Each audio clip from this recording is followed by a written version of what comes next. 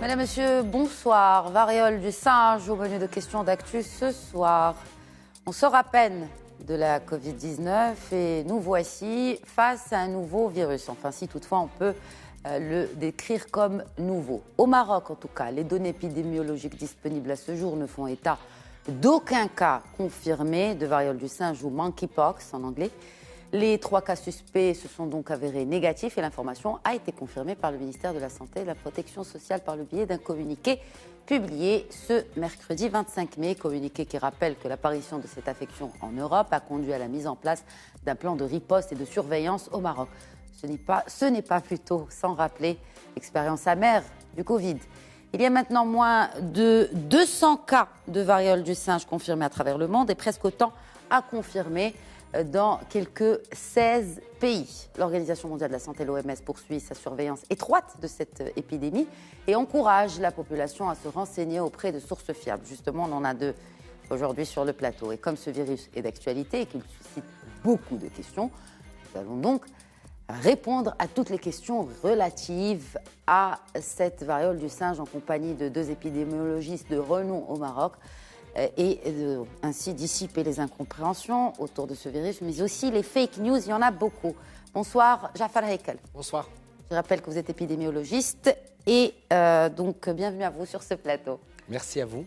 J'ai également le plaisir d'accueillir sur le plateau de questions d'actu ce soir Abdallah Badou, directeur du laboratoire d'immunogénétique à la faculté de médecine et de pharmacie à l'université Hassan II de Casablanca. Bonsoir professeur Badou, merci de vous joindre à nous aussi. Merci pour l'invitation. Alors, on va commencer par le début, par le commencement. Qu'est-ce que ce virus? Qu'est-ce que la variole du singe? Est-ce que c'est un nouveau virus? Alors, professeur Badou. Professeur Jafar. Professeur Heikel, allez. Voilà. Oui, je vais y aller. Par ordre alphabétique. Écoutez, avec plaisir. D'abord, je pense que c'est important de signaler aux téléspectateurs, ce n'est pas une maladie nouvelle. Contrairement à la Covid-19, il y a eu pas mal d'études dans les années 50 puis 70 qui ont montré que ce virus existait à cette époque, qui avait été diagnostiqué. Et c'est un virus qui se transmet, c'est une zoonose en fait, transmission de l'animal à l'homme, puis ensuite transmission interhumaine. Donc nous, on appelle ça des maladies réémergentes. On a des maladies émergentes qui sont nouvelles et des maladies réémergentes qui, à la faveur d'un certain nombre de facteurs, existaient, puis ensuite se sont stabilisées ou ont entre guillemets disparu, et réapparaissent. Donc c'est le cas de la variole du singe, qui est une maladie qui est connue. Et je rappelle qu'il y a eu des pics épidémiques. Par exemple, aux États-Unis, en 2003, il y avait un pic épidémique. Wow. Bien sûr, en 2018, en Angleterre, à Singapour, Israël, il y a eu un pic épidémique. On n'a jamais eu de pandémie, donc il faut que les gens fassent la différence avec la Covid-19 et d'autres types de virus. C'est une maladie qui était connue. Mais il y a une similarité. Quand vous dites que c'est une maladie qui est connue, la Covid aussi, c'est une maladie qui était connue. Pas la Covid-19, le SARS-CoV-1. Le SARS-CoV-1. Exactement, était connu, mais le SARS-CoV-2, on ne connaissait pas. Nous, infectiologues, épidémiologistes, immunologistes, on ne connaissait pas la Covid-19. On connaissait le SARS-CoV-1, on connaissait le H1N1, on connaissait d'autres types de virus, mais la Covid-19, on ne la connaissait pas, on a appris à la connaître, son histoire naturelle, ce qui n'est pas le cas de la variole du singe. On connaît ses caractéristiques et également son histoire naturelle. Justement, avant de parler de comment se propage ce virus, on va d'abord parler de ses caractéristiques. Professeur Badou, tout à l'heure j'ai inversé my bad. Quelles sont les caractéristiques épidémiologiques de cette variole du singe? Oui, donc, comme a dit mon ami professeur Heikel, il s'agit ici d'un virus de la famille des orthopoxvirus, en anglais. Et c'est une famille qui donne à la fois la variole, qui a été éradiquée en 1980, lorsque l'Organisation mondiale de la santé a déclaré que la variole a été éradiquée. Et d'ailleurs là, la majorité des pays ont arrêté ou avaient arrêté la vaccination. C'est ça, c'est le cas pour le Maroc aussi. Et ça, c'est le cas pour le Maroc aussi.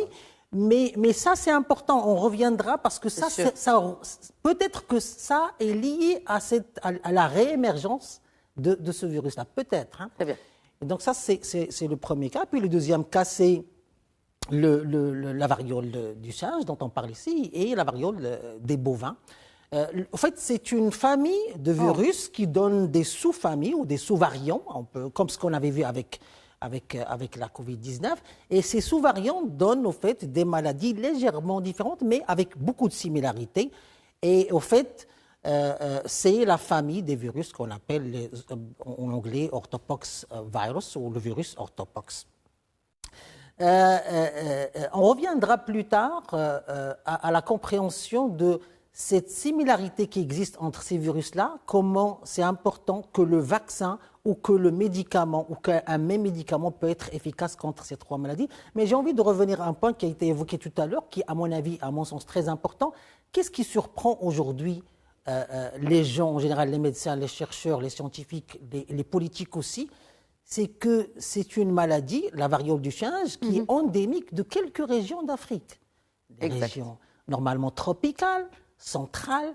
Surtout en Afrique centrale. Surtout en Afrique centrale, absolument. Donc la République démocratique du Congo, Congo-Brazzaville, et la région de l'Ouest, principalement le Nigeria. Aujourd'hui, on voit des cas en Europe, aux États-Unis, au Canada, qui n'ont pas un lien de parenté avec l'Afrique. C'est-à-dire, lorsque les épidémiologistes essayent de voir s'il y a un lien entre les deux, il n'y a pas un lien réel, bien qu'il y a quelques hypothèses par rapport à deux clusters épidémiologiques, un aux îles Canaries et un autre à Madrid, mais il n'y a pas un lien direct entre... Et c'est ça ce qui est surprenant. C'est ce qu'on voit, les pays endémiques. Exactement. Ce sont ces pays-là d'Afrique centrale, comme on peut le voir sur la carte qui est projetée. Mais on a d'autres foyers. Là, on a le Canada, la Grande-Bretagne, l'Espagne, 101 cas. Exactement. Enfin, et il n'y a pas vraiment, on va dire, de rapprochement, ne serait-ce que géographique, entre ces deux régions. C'est ça ce qui est surprenant.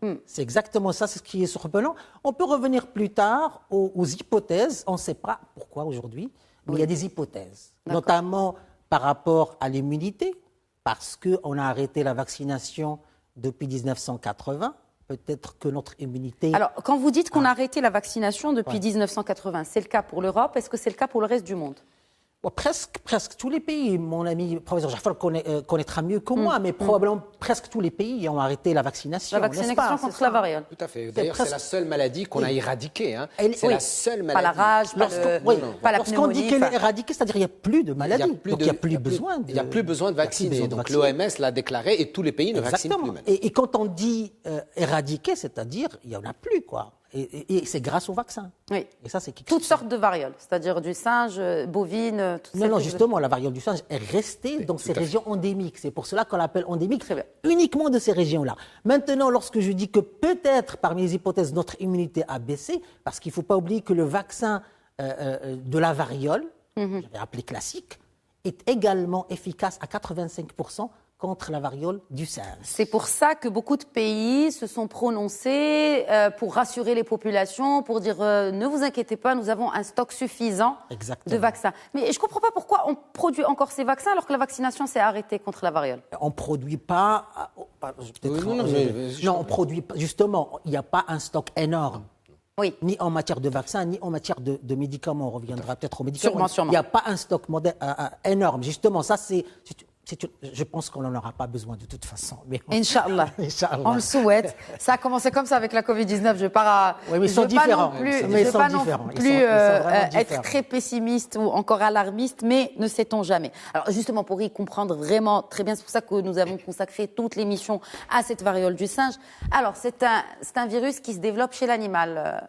Oui, c'est une zoonose à la base. Professeur Heikel. Donc c'est une zoonose, ça veut dire que ça se développe chez l'animal. Chez quel animal ? Alors, est-ce que c'est que le singe ? C'est très important votre question, je vous en remercie, parce que tout le monde maintenant est focalisé sur le singe, parce que ça s'appelle la variole du singe. Oui.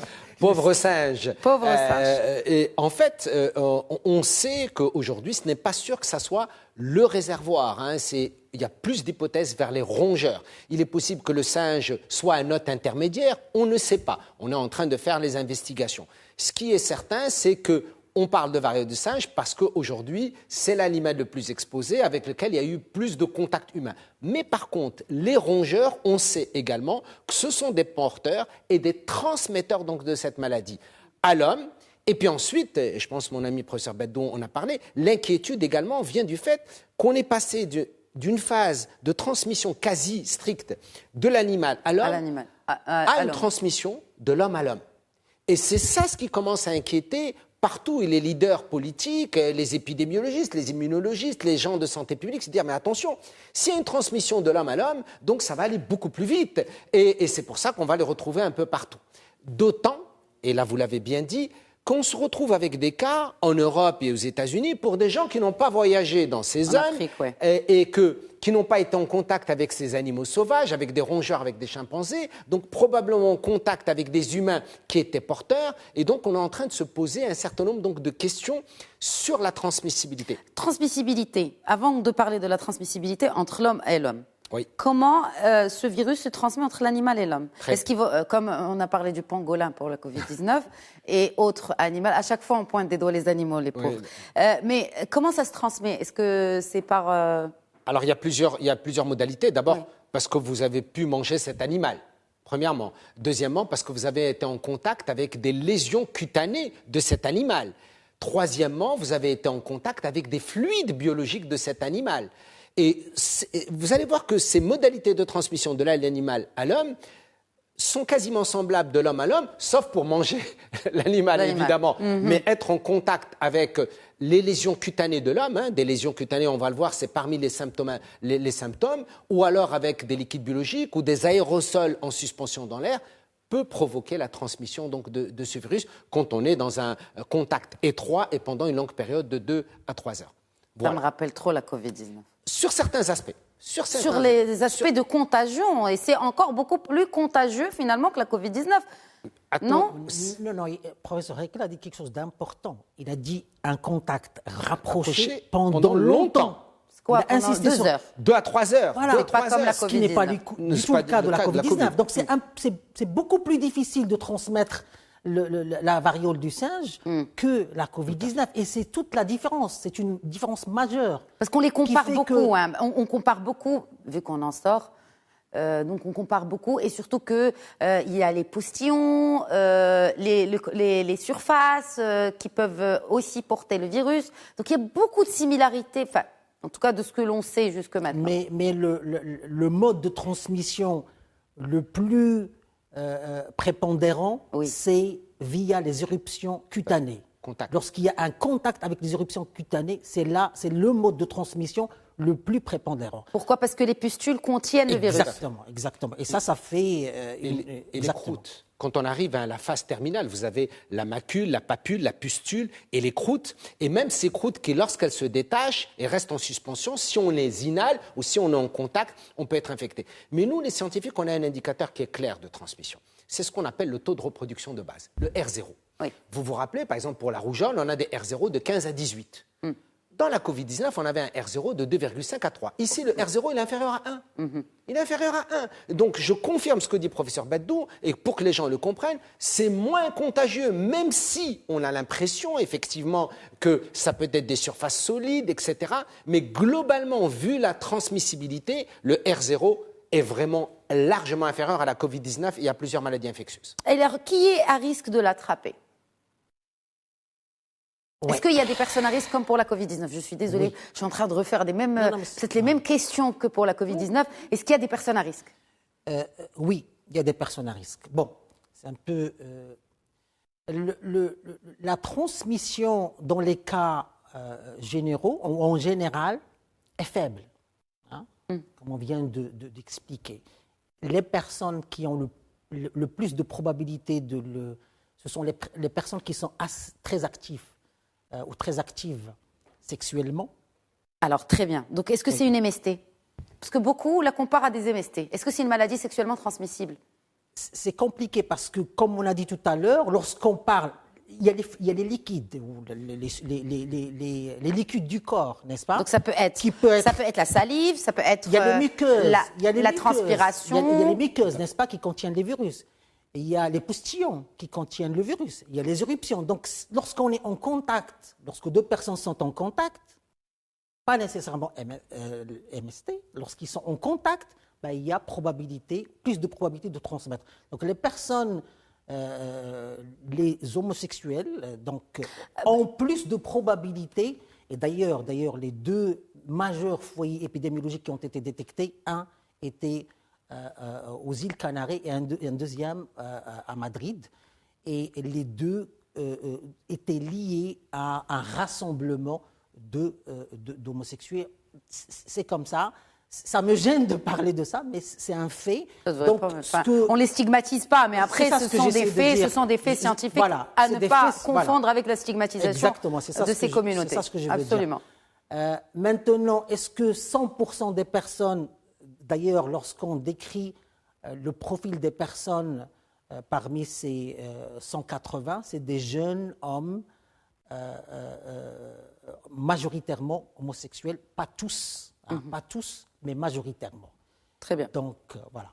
Très bien. Alors, est-ce que, professeur Heikel, quand on parle de ce genre de virus, ça remet en cause, est-ce que c'est une question d'hygiène aussi, ou par manque de protection? Parce que finalement, ce ne sont pas des maladies sexuellement transmissibles, mais si on reste longtemps avec la personne et qu'on échange n'est-ce pas, des liquides corporels, biologiques, ça risque de faciliter la transmission. Donc, in fine, comment... Écoutez, encore une fois, pour aller dans le sens de professeur Beddou, les observations épidémiologiques au début sont des observations qui sont des faits scientifiques. Mais avec le temps, vous vous rappelez dans les années 80 par rapport au VIH, je pense qu'effectivement, il y a des observations, mais il faut qu'on reste tous prudents quant à la causalité. Il s'agit de facteurs de risque, il s'agit de communautés particulières, particulièrement exposées, eu égard à ce qu'on appelle le close contact, c'est-à-dire extrêmement proche, on échange donc des fluides biologiques, la salive, le contact cutané, le contact des muqueuses, mais restons prudents concernant une communauté particulière. Tout à fait. Parce qu'il y a des enfants qui sont touchés, il y a des adolescents, il y a des adultes. C'est vrai que les observations actuelles montrent que c'est plus des jeunes, plus des hommes, mais restons prudents quant au groupe particulier. Le deuxième point sur lequel j'aimerais insister, c'est que l'importance de l'isolement, et c'est ça l'intérêt entre guillemets de cette maladie, c'est que dès que vous avez l'apparition donc des lésions, si vous isolez donc la personne, et elle reste 2 à 3 semaines... Elle n'est pas contagieuse avant l'apparition des lésions. Au début, on est encore plus contagieux avec l'apparition des lésions. C'est-à-dire au 5e jour, quand les lésions apparaissent, on est encore plus contagieux. Alors très bien, vous parlez de ça. Parlons des symptômes justement. Oui. Donc au bout de 5 jours, on commence à avoir des symptômes corporels, donc des lésions. D'abord des symptômes classiques. Et c'est pour ça qu'on a... D'abord, c'est la fièvre. C'est important, c'est des courbatures, des douleurs musculaires, de la fièvre, mais il y a 2 caractéristiques très intéressantes, entre guillemets. C'est des adénopathies. C'est pour ça que les pédiatres et les médecins généralistes font la différence par rapport à la varicelle, par exemple. On a des adénopathies. Les adénopathies, c'est des ganglions qui enflent. Il y a une infection. Voilà, parce qu'il y a une infection. Et c'est typique de la variole donc, du sein, ces adénopathies. Et ensuite arrivent les lésions cutanées, particulièrement au niveau du visage, mais beaucoup de lésions cutanées, c'est des dizaines, voire des centaines, vous pouvez voir donc les images au niveau du visage, et une caractéristique, c'est beaucoup au niveau des extrémités, un peu moins dans le tronc, mais beaucoup dans les extrémités, les palmes, donc la plante des pieds et les palmes donc des mains, qui sont infectées. Et ces lésions sont extrêmement, j'allais dire, chargées de virus. Normal. Et c'est pour ça qu'il faut faire extrêmement attention. Lorsque vous avez ces lésions, restez isolé et ne pas contaminer. Alors l'avantage de ça, c'est que vous le voyez. Quand vous voyez qu'une personne a ces lésions, vous avez tendance à ne plus être en contact avec elle. Et donc, il y a moins de chances de se faire transmettre donc, la maladie. Entre-temps, cette personne, elle a pu contaminer des objets fixes, bien évidemment. Et c'est pour ça, vous avez raison de le dire, l'hygiène, la distanciation physique, la prévention. On ne sort pas du Covid, en fait. Je pense que le Covid va nous apprendre à avoir des mesures préventives beaucoup plus. Se laver les mains, ça doit être quelque chose de... Oui, mais on ne va pas porter les masques, rassurez-vous. C'est ça, j'espère, et on ne va pas aller dans le confinement, j'espère. Mais sachez que les modalités de transmission sont assez bien connues, que si on fait de la bonne hygiène et de la bonne prévention, il n'y a aucun souci. Et d'ailleurs, on en parlera tout à l'heure, la létalité reste quand même très faible par rapport à cette maladie. Très bien. Alors, qu'est-ce qu'il faut faire? Il faut s'auto-isoler, il faut aller voir un médecin, il faut aller faire un test PCR. Enfin,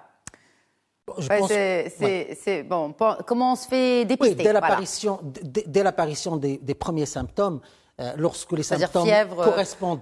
Courbatures, les espèces de ganglions. Voilà, une enflure au fait au niveau des ganglions lymphatiques, c'est ce qui enfle pour permettre au système immunitaire de faire sa fonction, son travail. Donc ça s'enfle à ce niveau-là et au niveau du cou. Dès qu'on a qu'on voit, enfin, quand on est suspect, on va dire, il faut s'isoler, il faut aller voir un médecin. Il faut s'isoler et aller voir un médecin sans contaminer éventuellement les autres, bien Quel évidemment. médecin il faut aller voir? Déjà, commencer par un généraliste, je dirais. Il faut commencer par un généraliste et après, lui, il va vous fait des tests? Est-ce qu'il y a des tests au niveau de... Vous êtes directeur de laboratoire? Les tests cliniques d'abord. Les tests cliniques. Il est et après, un médecin est capable de, bien sûr, détecter la maladie. Exactement, pourra diagnostiquer la maladie, mais aussitôt que vous devenez suspect, vous allez pouvoir faire un test maintenant qui est similaire à ce qu'on fait avec la Covid-19, c'est-à-dire avec le virus qui donne la Covid-19, qui est le SARS-CoV-2. Oui. C'est une PCR, tout simplement. Ah oui. Elle consiste en quoi? C'est une PCR qui est légèrement différente, mais consiste en quoi? Elle consiste à détecter le matériel génétique spécifiquement de ce virus-là, qui vous dit, voilà, c'est ce virus-là avec lequel vous êtes infecté. Ça se prélève au niveau des éruptions cutanées. C'est la manière la plus facile, la plus simple. Donc, à partir des éruptions cutanées, et on analyse ce contenu-là. Et si la PCR va nous dire, voilà le virus qui est porté là. Et on peut même aller, comme ce qu'on faisait avec la Covid-19, un séquençage complet du génome du virus pour avoir une idée sur quel type de souche ou de variant ou de sous-variant auquel on est confronté. Alors, selon l'Organisation mondiale de la santé, eh bien, il serait possible de stopper la transmission de la maladie. Qu'en dites-vous, professeur? Mes deux chers professeurs. Écoutez, évidemment, encore une fois, je crois que, et je vous remercie pour votre émission, je pense qu'il ne faut pas paniquer. On connaît mieux donc, cette maladie que la Covid-19, on connaît les modalités de transmission. Et si on fait les mesures préventives, s'il y a des plans de riposte, et je pense que le Maroc l'a bien fait, de plans de riposte contre les zoonoses, et qu'on n'est pas dans une panique généralisée, je crois que les médecins, aussi bien du secteur public, privé, généralistes, pédiatres et autres types de spécialistes, sont capables de faire le diagnostic. Et comme l'a dit mon ami professeur Baddou, l'avantage avec la Covid, c'est que maintenant, la PCR s'est démocratisée. Exactement. Elle s'est démocratisée. On sait ce que c'est qu'une PCR, on sait l'utiliser dans le public et dans le privé. On va faire le prélèvement, c'est positif, isolement. Et je vous signale que dans la majorité des cas, il y a une guérison spontanée. Dans la majorité des cas, en 2 à 4 semaines, guérison spontanée. Ou alors traitement donc symptomatique. Donc on peut vraiment s'en sortir de façon assez facile. Évidemment, il y a quelques complications, ça peut exister, mais elles sont beaucoup plus rares. Un dernier point, et je pense que je parle sous le contrôle d'un professeur d'immunologie, il y a aussi une différence. Hein. Ça c'est un virus à ADN. La Covid, c'est un virus à ARN. ARN, oui. Et avant, c'est quoi la différence? Alors, lui, il est plus expert que moi là-dedans. Ce que je veux dire, c'est qu'avec le virus de la Covid-19, on avait à peu près 30 000 codes. Ici, on en a 200 000. Avec le variole donc singe. Et donc, plein de combinaisons donc, de paires. Et donc, comme l'a dit mon ami professeur Baddou, qui expliquera mieux que moi, plein de possibilités de variantes, sous-variantes. Mais ça ne veut pas dire dangerosité. Et ça, c'est important de bien... Ça ne veut pas dire pathogénicité. Ça va jouer sur la transmission, ça va jouer sur beaucoup d'aspects. Justement, on est resté sur cette question et je suis restée sur ma fin par rapport à la mutation... lapsus révélateur, par rapport à la transmission. On ne sait pas toujours comment s'est passé, comment maintenant, aujourd'hui, ce virus se transmet de l'homme à l'homme, parce qu'avant, c'était de l'animal à l'homme. Est-ce que ce ne serait pas à cause d'une mutation du virus, justement, professeur Baddou? C'est une question clé. Et lorsqu'on a parlé tout à l'heure, et vous vous rappelez, j'avais parlé des 3 virus qui donnent les 3 maladies, du singe, la variole qu'on connaît, la variole du singe et la variole bovine. Et en fait, c'est l'une des questions pour essayer de comprendre, où 2 hypothèses avaient été émises par la communauté scientifique pour essayer de comprendre cette transmission, cette propagation, j'allais dire anormale, du virus dans des zones qui ne sont pas endémiques de ce... Et donc la première chose, ou la première hypothèse est peut-être notre immunité a baissé lorsqu'on avait arrêté le vaccin de la variole. Donc notre immunité nos cellules immunitaires qui pouvaient combattre également la variole du singe, comme notre immunité a baissé globalement du point de vue de la population. Ça, c'est une première hypothèse, mais on ne peut pas la vérifier pour le moment. La deuxième hypothèse, c'est ce que vous avez posé comme question, qui est une question importante. Peut-être que le virus a muté. Maintenant, je reviens à la constitution de ce virus-là, qui est différent du virus de la Covid. Le virus de la Covid présente comme matériel génétique l'ARN, alors que celui-là présente comme matériel génétique que l'on va aller tester par PCR de l'ADN. ARN versus ADN. Et ça, c'est très important parce qu'un virus à ARN mute beaucoup plus qu'un virus à ADN. Donc, il change beaucoup plus, un virus à ARN, qu'un virus à ADN. Donc là, déjà, on est en présence d'un virus à ADN. Il mute moins. Et pour essayer de répondre à cette question, est-ce que le virus a changé? Est-ce qu'il a muté? Une équipe en Belgique a séquencé la totalité du virus. Il n'a pas changé. Oh. Le virus est toujours le même. Comme il y a 30 ans. Comme le virus qui est endémique en Afrique. Exactement. Donc, cela au moins élimine la deuxième hypothèse qui dit peut-être le virus a muté. Il reste la première hypothèse que peut-être notre immunité a baissé. Et le fait que le génome de ce virus-là soit un génome à ADN fait que probablement cette histoire de pouvoir arrêter le virus plus facilement que ça augmente la probabilité qu'on ait la possibilité d'arrêter la propagation en isolant, bien évidemment, le fait que les symptômes, notamment les éruptions cutanées, se voient à l'œil nu, ça aussi, ça aide. Et donc, c'est un ensemble de facteurs qui font que les scientifiques aujourd'hui, la communauté scientifique est optimiste. Bon, elle est optimiste, mais est-ce qu'elle en sait grand-chose finalement? Est-ce qu'on connaît d'où vient le cas zéro? Enfin, le cas zéro, il y a les zones endémiques, j'en conviens, qui sont en Afrique, donc ça reste en Afrique. Mais est-ce qu'on sait d'où a réapparu cette... Non, c'est-à-dire que voilà, quand on dit maladie réémergente... Maladie endémique, comment on doit l'appeler? Elle est endémique en Afrique. Là, maintenant, il y a des foyers. Des foyers. Est-ce qu'on peut quand même dire que c'est une endémie? On ne va pas dire pandémie. On ne va pas dire que c'est une endémie, parce que pour que ça soit une endémie, il faut que ça dure Alors un virus ou une maladie? Voilà, c'est-à-dire on a aujourd'hui donc des cas sporadiques un peu partout, qui peuvent devenir ensuite des épidémies ou des pandémies. C'est l'OMS qui va le définir. Mais aujourd'hui, les cas qui sont apparus dans les pays européens ou aux États-Unis, d'abord, la facilité diagnostique a joué un rôle important parce que maintenant, avec la PCR, c'est extrêmement bien maîtrisé. Également, il y a eu des possibilités de modification de nos écosystèmes, les brassages populationnels, etc. La baisse, comme l'a dit le professeur Badou, probablement de l'immunité. Je rappelle que depuis les années 80, donc ceux qui sont nés dans les années 80 n'ont pas été protégés. Donc aujourd'hui, ça fait plus de 40 ans. Donc ceux qui ont... 40 ans, j'ai dit 30 ans. Voilà, les 40 ans, ceux qui ont 40 ans n'ont pas connu la variole ni la vaccination. Et ça aussi, c'est peut-être un facteur qui a dû jouer un rôle important, puisque depuis 40 ans, il n'y a pas eu de vaccin, il n'y a pas eu de cas donc, de variole. Mais tous ces éléments montrent qu'il va falloir qu'on s'habitue à vivre avec les écosystèmes microbiens. C'est très important.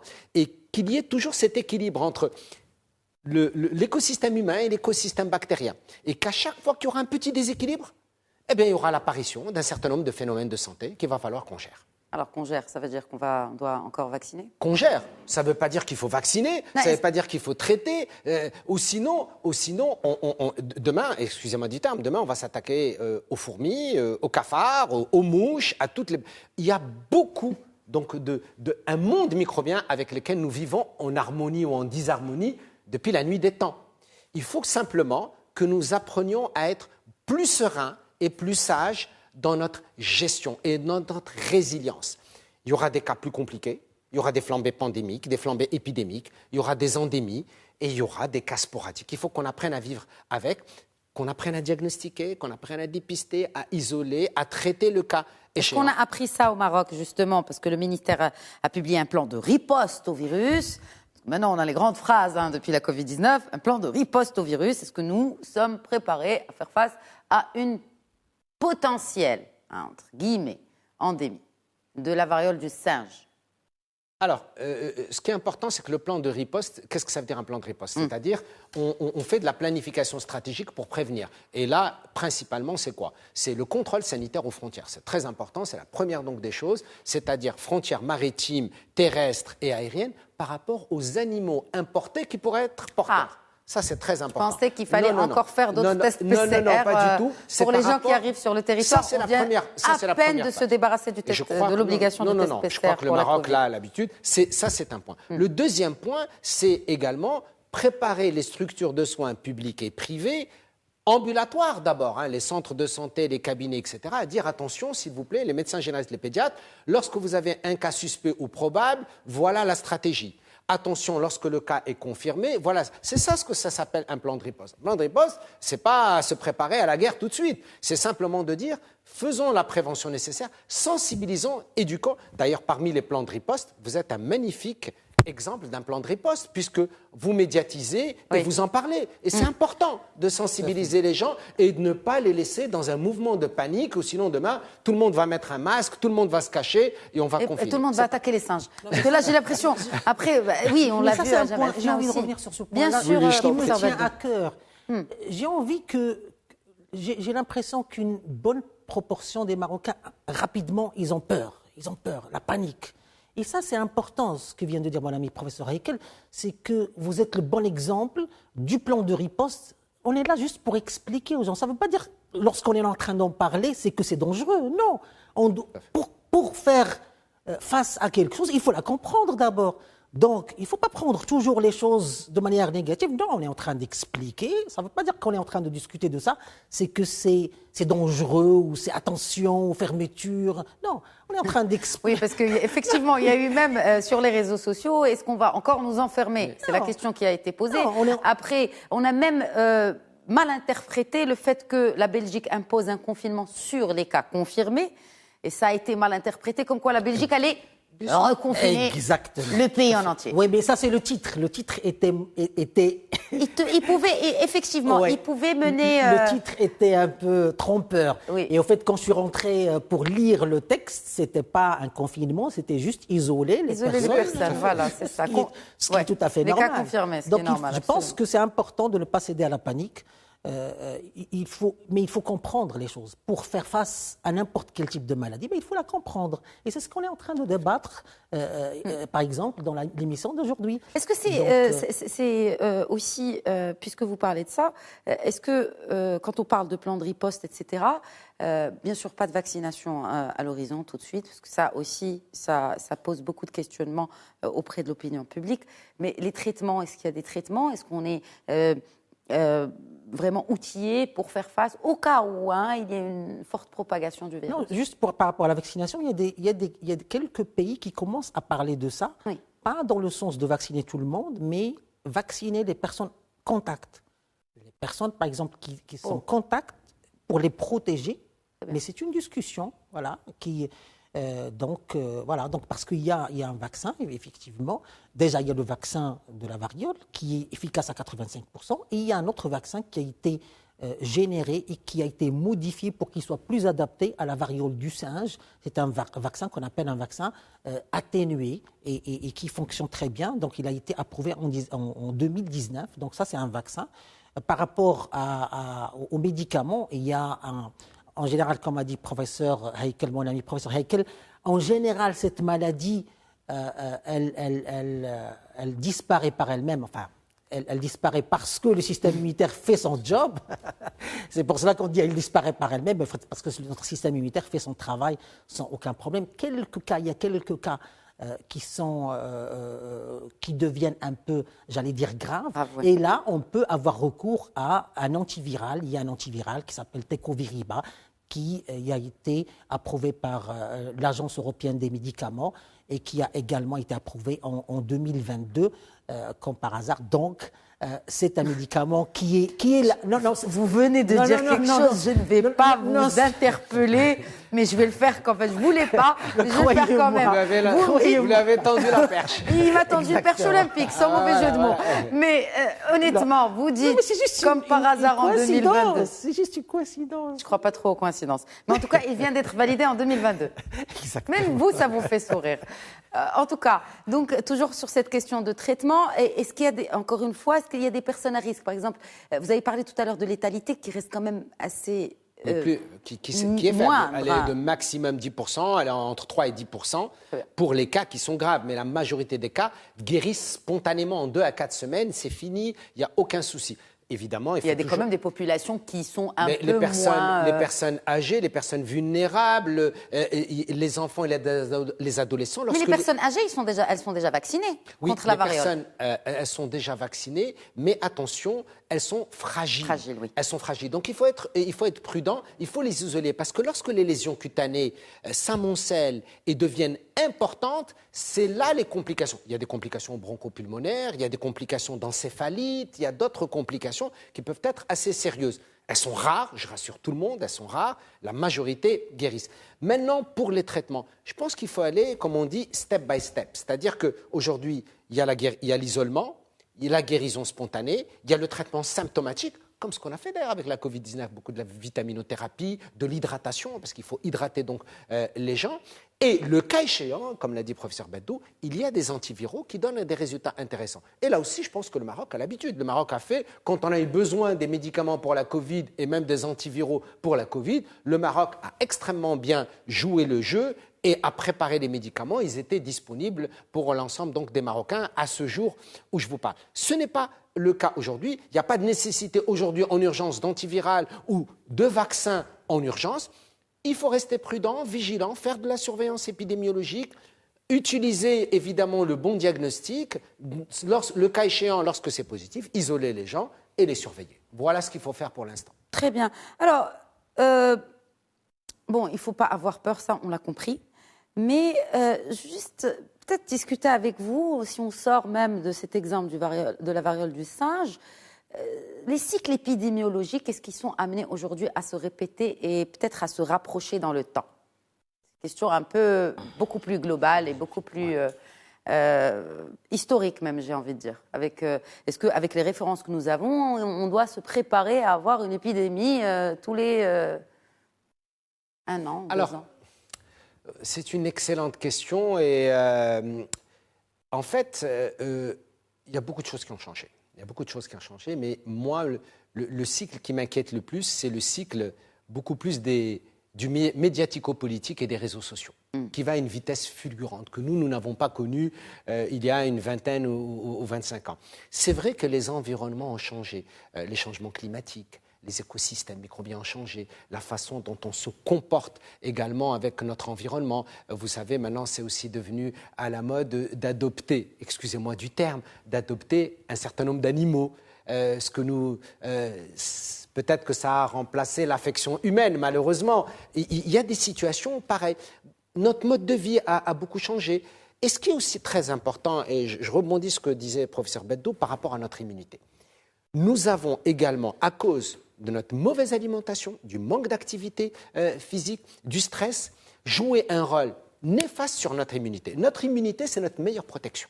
C'est notre meilleure protection. Et au fur et à mesure, avec le temps, le fait de ne pas manger sainement, de ne pas faire d'activité physique, d'être soumis au stress, a joué également un rôle important. Dans quelle mesure ? Je ne peux pas vous le dire, je n'ai pas le niveau de mesure, mais on sait que ça joue un rôle important. Donc oui, effectivement, on va s'attendre à des changements. Et le fait que les médias sont là, le fait qu'on a des techniques diagnostiques de plus en plus sophistiquées, il va falloir s'attendre à de nouveaux virus, à des bactéries, à des parasites, à des levures un peu partout. Mais cela ne doit pas nous empêcher de vivre ou alors d'avoir des comportements sains. Et je terminerai en disant, l'enjeu majeur, c'est la proportionnalité des mesures par rapport à une situation. La disproportionnalité des mesures, c'est-à-dire l'excès des politiques publiques, par exemple. L'excès des politiques publiques, l'excès de la réaction, c'est ça ce qui est mauvais. Il faut qu'il y ait une proportionnalité par rapport à une situation épidémiologique et par rapport à la science. Que dit la science? Que dit la situation épidémiologique? Et je réagis en face. C'est la disproportionnalité, on l'a vécu à certaines reprises. On l'a pas vécu juste en Chine. Hein. Ce qui m'a fait sourire, c'est aussi, effectivement, quand on a une situation épidémiologique, surtout au Maroc, et qu'on ait maintenu quand même pendant très longtemps le test PCR à l'arrivée sur le territoire. Bon, bref, sachant que le comité scientifique était, c'est presque unanime sur le fait qu'on n'en avait plus réellement besoin. Un mot là-dessus sur aussi l'immunité. Est-ce qu'aujourd'hui, cette nouvelle génération, enfin plus les générations se renouvellent et moins elles ont d'immunité? C'est aussi une idée préreçue. Je pense que ce qu'a dit professeur Heikel est tout à fait vrai. L'immunité, vous savez, c'est un système qui fonctionne avec un ensemble de cellules, un ensemble de molécules solubles, un ensemble de protéines qui communiquent entre elles, et c'est assez complexe. Maintenant, il y a un comportement, le comportement de l'être humain a changé globalement. On est beaucoup plus stressé qu'avant. Hein.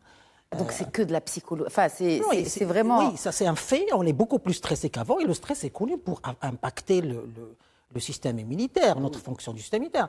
La biodiversité, moi, tout ce qu'a dit le professeur Heikel, je vais l'englober avec la biodiversité. La biodiversité, c'est-à-dire qu'il faut qu'on respecte la nature. On doit respecter la nature. Lorsqu'on perturbe la nature, bien évidemment, on doit s'attendre à des résultats. Pareil, ça va résulter en des infections parasitaires, bactériennes, virales. Voilà, vous savez, la nature est faite de manière très, très, très équilibrée. Dès qu'on perturbe cet équilibre-là, on voit le résultat. On ne dit pas que l'apparition de cette maladie, la variole du singe, est due à ça, mais c'est possible, hein, c'est tout à fait possible. Le réchauffement climatique, tout ça fait que la communauté scientifique pense qu'on va voir de plus en plus, et plus, en plus, il ne faut pas oublier qu'on est devenu un petit monde, donc dès qu'il y a... Un petit monde avec quand même 7 milliards oui, mais un petit monde, parce que dès qu'il y a quelque chose qui se passe au fin fond, je ne sais pas moi, de l'Australie... de la mondialisation, oui, voilà, donc on est au courant, donc finalement, on peut voir 10 nouvelles en 1 heure, à travers tout le monde. Donc finalement, on est bombardé d'informations, et puis en plus du stress qu'on vit au quotidien, ça fait bien sûr un impact sur le système immunitaire, ça fait un impact sur la nature, sur la biodiversité. Voilà, donc ça c'est un peu philosophique ce qu'on est en train de dire, mais c'est des faits. Non, mais c'est réaliste surtout parce qu'aujourd'hui, c'est pour ça que je vous ai demandé en fait sur ce cycle d'épidémie, est-ce que aussi ce n'est pas à cause de l'excès d'informations? Peut-être qu'il y avait des épidémies il y a quelque temps, nous n'étions même pas au courant.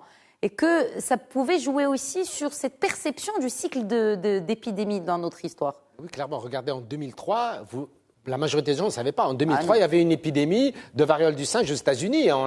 Ça fait à peine 20 ans. Hein. Oui. C'est-à-dire que les réseaux sociaux, les médias jouent un rôle important.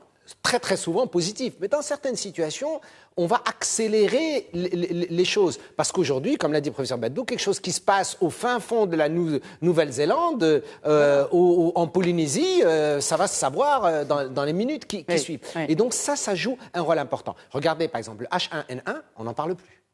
Non. On a vécu le H1N1. On a même acheté des stocks et des stocks de vaccins. Vous vous rappelez, oui. Hein? Vous vous rappelez bien. Et on n'en entend plus parler. Alors ce cycle, et on va avoir des maladies dans lesquelles le cycle elle va partir, elle va disparaître, et 5, 8, 10 ans, 15 ans, réapparaître à la faveur d'un changement de la biodiversité, comme le dit le professeur Beddou, à la faveur d'un certain nombre d'éléments, et revenir. Et d'autres vont disparaître pendant 25, 30, 40 ans. Et la variole donc, du singe, on en parlait, je vous rappelle qu'il y a quand même des études qui ont montré que ça a été quand même montré dans les années 50, puis dans les années 70, bien identifié, et devenu endémique dans les années 2000, hein, en Afrique centrale et en Afrique donc, de l'Ouest. Donc, il faut s'attendre à ce que ça soit des cycles qui sont peut-être de plus en plus rapprochés et qui, à la faveur du respect de la biodiversité, peut-être vont s'allonger. Est-ce que le fait que, aussi, excusez-moi, je vous ai interrompu, que ce soit resté endémique en Afrique, c'est le fait que rien n'a été fait, encore une fois, pour que ce soit éradiqué sur ce continent. Ça a été éradiqué dans le monde entier et l'Afrique, non. Alors, comme l'a dit le professeur Beddou, attention, on est en train de parler de variole du singe. On n'est pas en train de parler de la variole classique. C'est différent. Très bien. C'est différent. Là, on est en train de parler de la variole du singe endémique. On n'est pas en train de parler de la variole classique. Et ils sont proches, bien évidemment. Mais dans ces zones, comme on va parler d'endémie, je vous donne un exemple. Il y a une maladie endémique au Maroc que vous connaissez, la tuberculose. Oui. La tuberculose, c'est une maladie endémique au Maroc. Qui n'est pas éradiquée. Et qui n'est absolument pas éradiquée. Absolument pas. Et on a à peu près chaque année entre 25 000 et 30 000 nouveaux cas qui arrivent chaque année dans le contexte marocain. Alors qu'on a les capacités de diagnostic, on a le très bon traitement, on a les médecins qu'il faut, et pourtant, elle est à l'état endémique. Donc, nous aurons, en fonction des zones à travers le monde, des pathologies qui vont être sous forme de cas sporadiques, sous forme de cas épidémiques, sous forme de cas pandémiques ou sous forme de cas endémiques. Sauf qu'elle ne reste pas sur place. C'est-à-dire que maintenant, contrairement à avant, et le rapprochement que vous avez fait, professeur Badou, est juste parfait, maintenant, il peut y avoir une épidémie endémique, je ne sais, dans l'Himalaya, et puis qu'on se retrouve avec au Maroc. Bien sûr. C'est absolument vrai. On peut avoir dans un autre, à 10 000, 15 000 kilomètres. D'ailleurs, la Covid-19, quand c'est arrivé, c'était à Wuhan, et puis on s'est retrouvé avec un cas en Italie. On s'est retrouvé à des milliers de kilomètres avec un cas en Italie, et à partir de l'Italie, vous avez vu, partout. Mais partout, dans les endroits les plus reculés du monde. Mais ça ne risque pas d'arriver avec la variole du singe. Écoutez, la probabilité... Vraiment pour terminer, messieurs.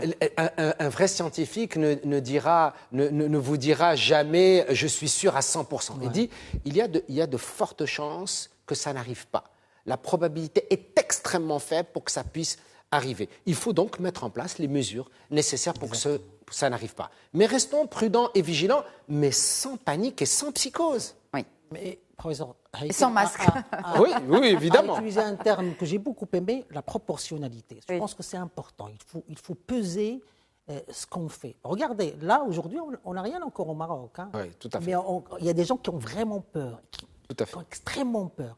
Donc, je pense, mais la population aussi doit s'habituer à apprendre des choses sans paniquer. Parce qu'on ne peut pas ne pas parler de la variole du singe aujourd'hui. On doit en parler, et on doit prendre les choses calmement, sans panique. Ça, c'est extrêmement important. Et les preneurs de décision aussi doivent prendre des décisions de manière très proportionnée, sans que ça soit surproportionné ni sous-proportionné. C'est extrêmement important. L'équilibre, comme vous le disiez tout à l'heure, l'équilibre pour la nature. C'est comme ce qu'on avait dit par rapport à la Covid-19. Il y a malheureusement quelques décisions qui ont été prises un peu tard, d'autres un peu tôt. Bon, ça c'est extrêmement important parce que ça impacte la psychologie du citoyen. Donc c'est important de prendre les bonnes décisions au bon moment, sans exagérer les situations.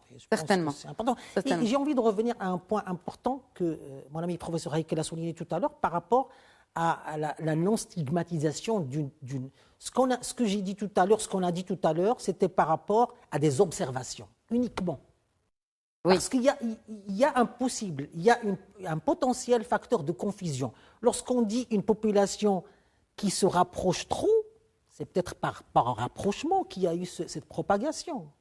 D'accord? Donc, pas nécessairement un MST, pas nécessairement une MST, une maladie sexuelle. Donc, là, ce que les épidémiologistes ont essayé de faire, ils ont essayé de revenir au foyer épidémiologique, d'où ces maladies-là ont émané, ils ont trouvé les îles Canaries et un autre foyer épidémiologique. Mais c'est des observations uniquement. Mais des observations basées sur des faits scientifiques et qui ont été relevées, bien sûr, sur... Ce qui veut dire, c'est que c'est sans causalité. C'est-à-dire c'est des observations. C'est pas à cause de... C'est pas parce que c'est des personnes qui sont homosexuelles que peut-être qu'il y a eu des contacts et que la transmission a eu lieu via les éruptions cutanées, tout simplement. Tout à fait, absolument. Absolument. Et ça aurait pu arriver... Voilà. Oui. Tout simplement. C'est pour ça qu'aussi, il y a des craintes sur les rassemblements. Mais il y avait 80 000 personnes. Ah, oui. Et puis, il y en aura d'autres, parce que maintenant, c'est l'été. C'est pour ça que un rassemblement de 80 000 personnes, il y en aura d'autres de rassemblements, surtout parce que c'est la saison s'y prête. Mais en tout cas, pour le moment, il n'y a pas de quoi s'inquiéter, juste pour n'est-ce pas? Et ce n'est pas le moment de s'inquiéter. On sort de 2 ans éprouvantes de la Covid-19, ce n'est pas le moment de s'inquiéter pour cette variole du singe qui, rappelons-le, n'est pas une maladie très grave et la létalité n'y dépasse pas les 10%, n'est-ce pas? Professeur Heikel, merci beaucoup. Merci à vous. Merci, professeur Badou. Avec plaisir, merci Toujours à vous. un plaisir d'échanger avec vous et d'apprendre grâce à vous. Merci à vous de votre fidélité. On espère qu'on a répondu à toutes les questions que vous aviez au sujet de cette variole du singe. La prévention reste de mise, bien sûr. Se laver les mains, c'est la base. Voilà, sur ce, je souhaite très bonne soirée à tous.